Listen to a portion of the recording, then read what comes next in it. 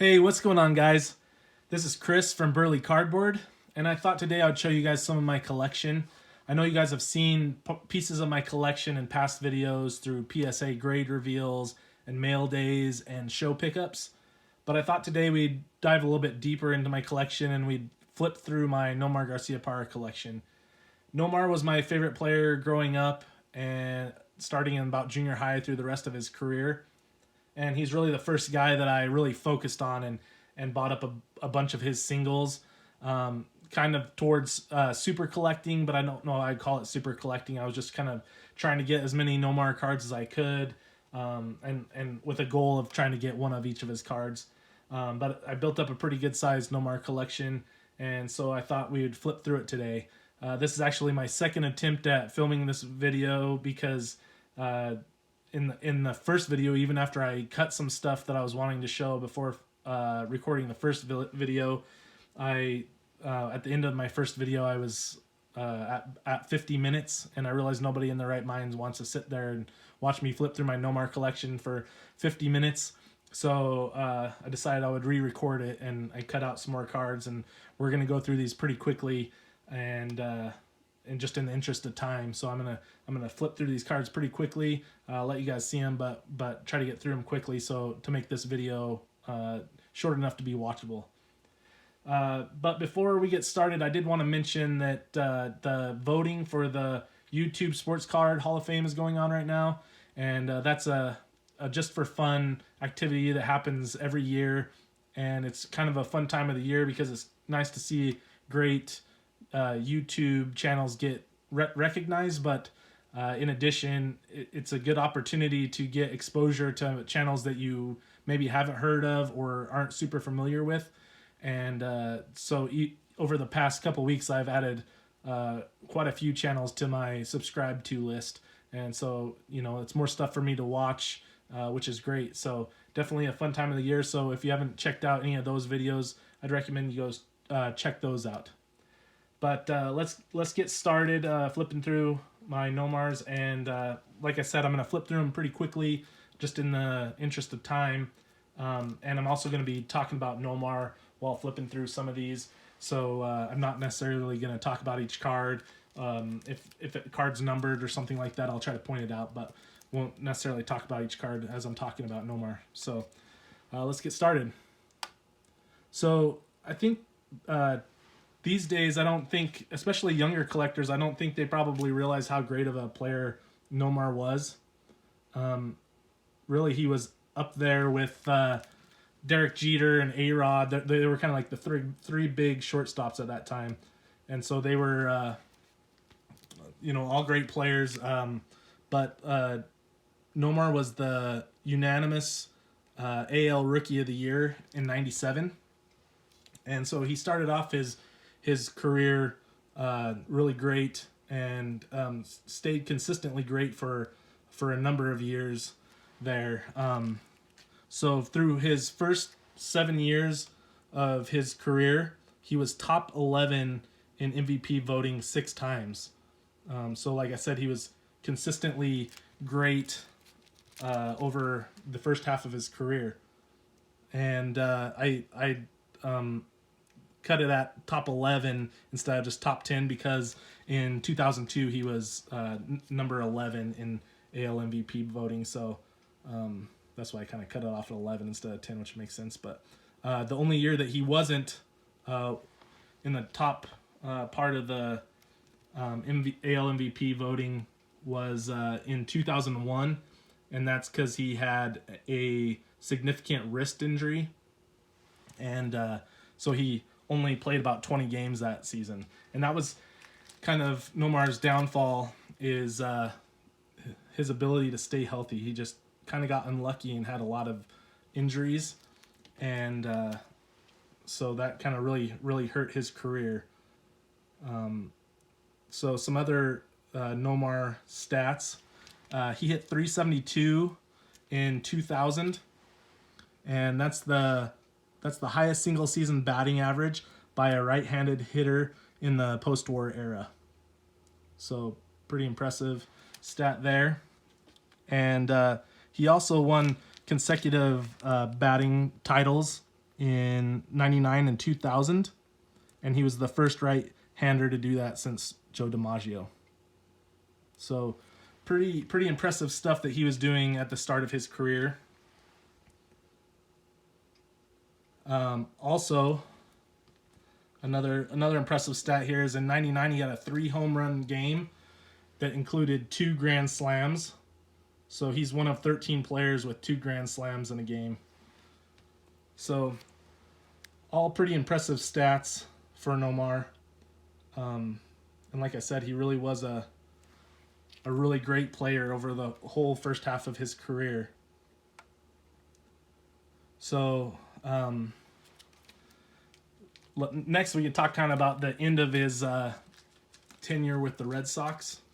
So his contract was up in 2004, and they had been trying to negotiate a new contract, and they actually got pretty close to negotiating a new contract, but Nomar was asking for an $8 million signing bonus, which was pretty standard during that time, and that's kind of what the Red Sox balked at there and decided that they couldn't get a deal done with him because of that $8 million signing bonus that Nomar was wanting.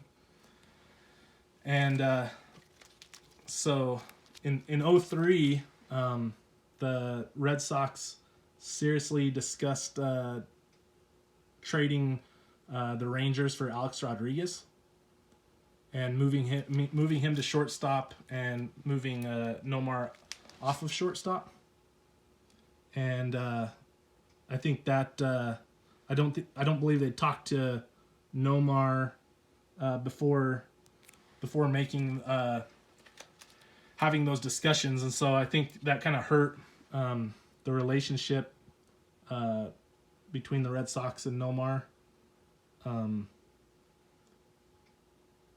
there. That kind of hurt their relationship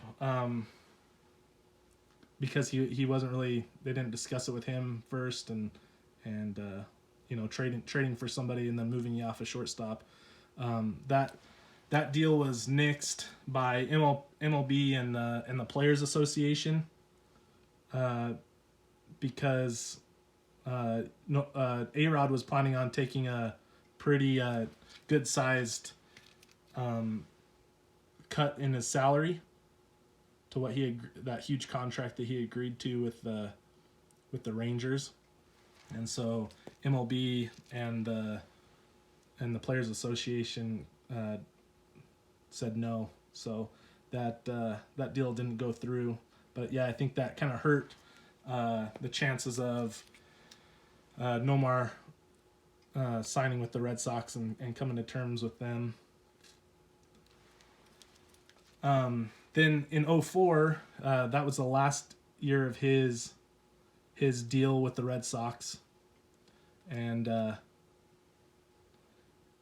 so he started off that season with a pretty significant Achilles injury, and so he missed a bunch of time at the start of that season, and I think that also hurt his chances of being re-signed by the Red Sox, because I think that if he would have been healthy at the start of the year and playing great as he had in all the previous years, I think that that would have kind of put the pressure on the Red Sox to re-sign him. But I think it was easier for them to not come to terms with him while he was hurt. There wasn't as much pressure on them to re-sign him. So he had that injury in 2004, and he actually missed half the season in 2004 and only ended up playing 81 games. And so right at the trade deadline, in 2004, he ended up being traded to the Cubs. And so I remember being kind of devastated. I'm a player fan, not necessarily like a team fan. Like I don't have a team that I've been kind of a team that I've been kind of faithful to over my whole life. I just kind of have favorite players, and then I just watch them play a lot. And as I'm watching them play, I a lot of times I'll become pretty fond of the team around them, and so that had kind of happened with the Red Sox, and so that's part of why I was devastated that he got traded. Let's see if you can pick up the numbering there. But anyway, the other reason is you could tell that the Red Sox were a team that were just right on the edge of the World Series. They had the previous year they had gotten knocked out by the Yankees in extra innings of Game 7, and that was Aaron Boone's extra innings walk-off home run, and the game that Grady Little gets kind of destroyed for because he left Pedro in too long, and they went into the bottom of the 8th inning with a 5-2 lead, and they ended up letting the Yankees tie it up, and then obviously the Yankees won it in extra innings of Game 7. So you could tell that they were like a team that was right on the edge of a World Series, and then of course Nomar got traded, and then the Red Sox won the World Series. So that was pretty tough to deal with, but the team did vote after that season was over and after they had won the World Series. They did vote to give Nomar a World Series ring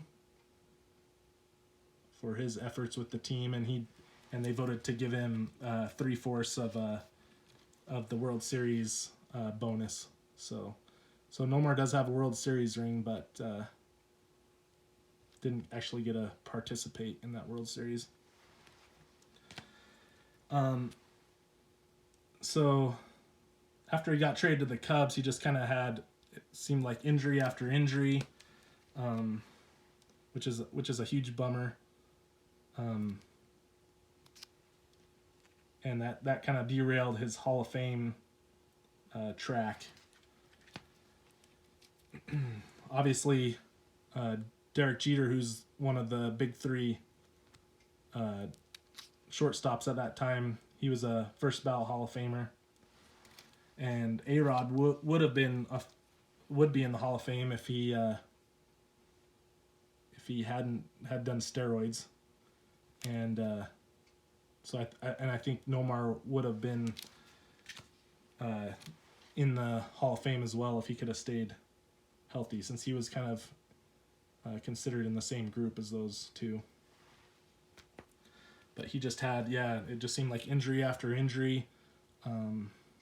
He did have one more good year after he got traded away from the Red Sox, and that was in 2006 when he was on the Dodgers, and he was voted comeback player of the year that year.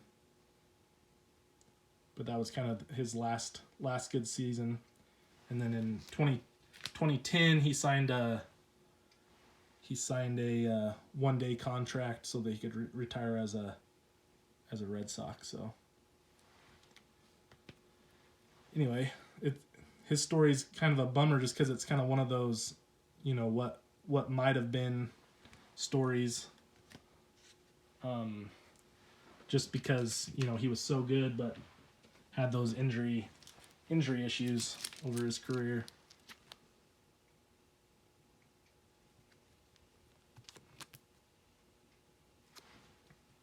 So kind of a bummer. But just when I flip through my Nomar collection, it's just still super nostalgic for me. Because I'm still just a huge Nomar fan, but also it's just fun to look back at these old sets from the late 90s, early 2000s. They're just, you know, they had some great looking insert sets back in those days. So it's just, yeah, super nostalgic to flip through these for me. And that's kind of why I wanted to make a video and flip through these. So I was hoping that, you know, it might be nostalgic for some of you guys as well, to see some of these, you know, old insert sets, and a lot of really pretty inserts, a lot of shiny cards back in the late 90s, early 2000s, like this one, Bat Relic card. One's number 2, 100 there.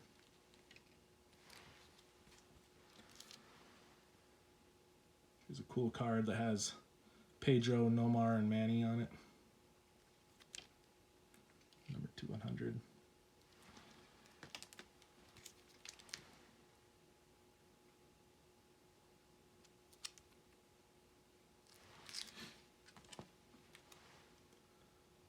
Flip through some of these kind of quickly in the interest of time. Here's another little shiny one. Shiny relic. So yeah, definitely some cool cards. Number 250.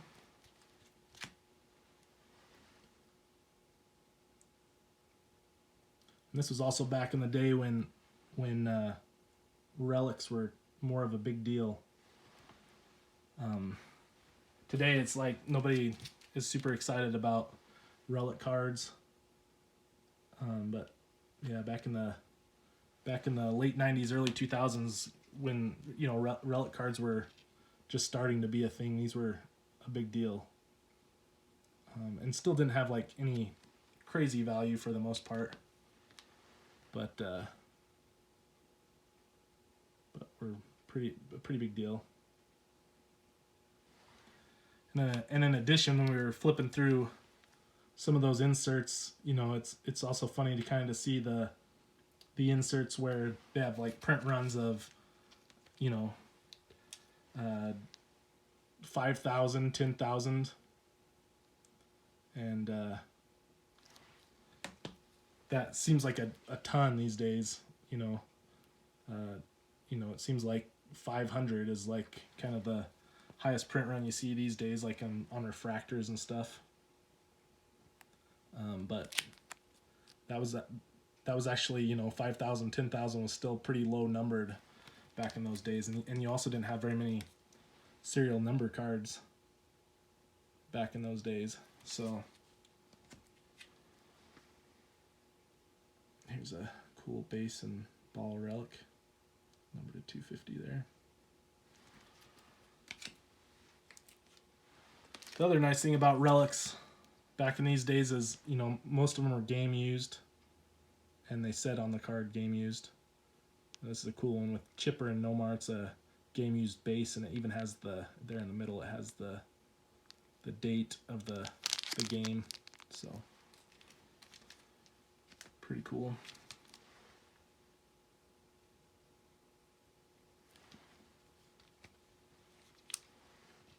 But yeah, today's relic cards all say like event warned, and they're not necessarily game used. So I think that's also made relic cards kind of decrease in popularity.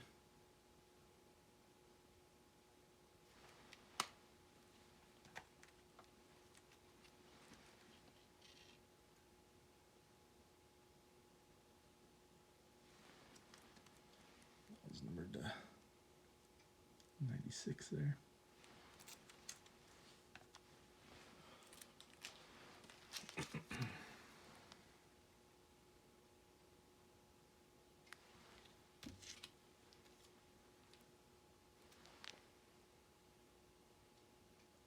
Sweet swatch jersey. That was numbered 250. there.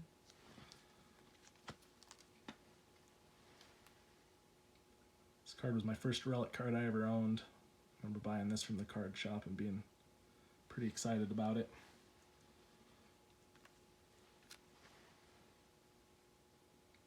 Pat relic card.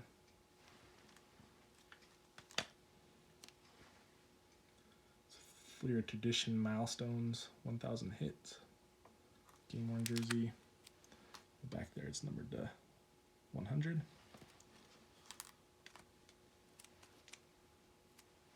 There's a Topps Heritage Clubhouse Collection jersey card. Move some of these. A stack here. Without bumping the camera.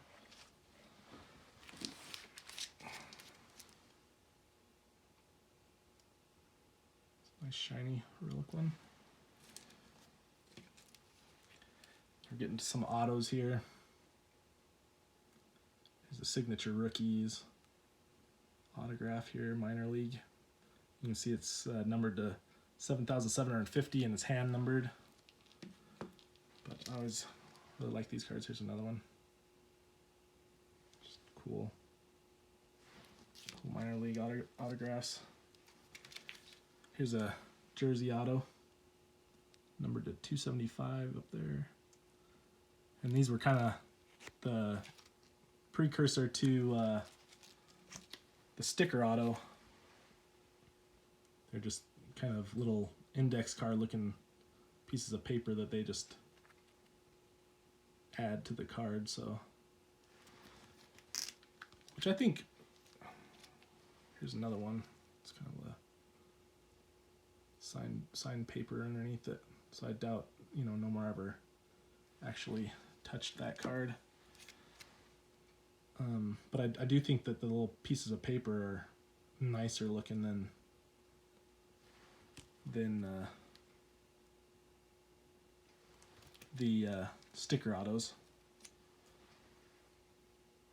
There's upper deck etchings, etched in time autograph. It's numbered to 100. Now we're getting to some of my patch cards. Flared Jersey Heights patch, numbered to 100 on the back there. 10 of 100. See that? Here's a Flair Platinum nameplates patch card, numbered to 258 there. A few more to get through here. Here's a Amazing Greats from Fleer Box Score patch.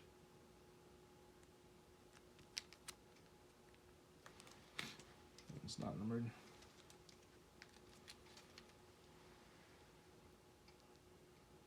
And the patch card, Rookie Year Materials Logos, Timeless Treasures 03.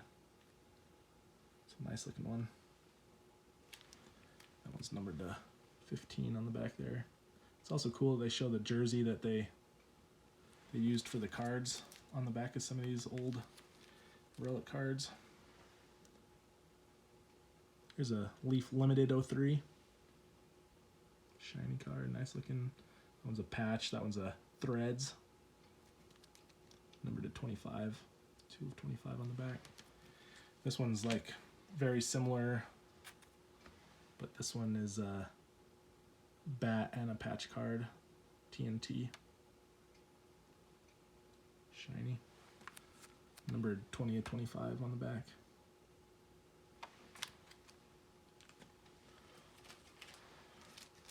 This one's a cool one. This is from Fleer Showcase. This is a Hot Gloves relic. So it's kind of like the Hot Gloves die cut inserts that were really popular in the late 90s. But this one's a relic. This one's numbered 50 of 50 on the back there. Here's another Fleer Platinum nameplates patch. That one's numbered to 320. here's one of my favorite Nomar cards. This is 04 SP Game Used Patch. This is a patch autograph. Obviously, just kind of has a sliver of a patch there, but patch autograph. Just a really nice looking card, numbered 1 of 33 there. Premium patches. So, sorry for the glare there. But yeah, really nice looking one. So that's always kind of been one of my favorites. All right, last few here. Here's his 92 Topps Traded. These are really cool cards. His most popular, obviously, this is considered his rookie card. This is a BGS 9. But really cool. Another one of those, but just in a 8. And the last one here, this is a 93 Stadium Club Murphy in a PSA 10. So this set has the Derek Jeter Stadium Club Murphy in it, and that one is a pretty valuable card, especially in a PSA 10.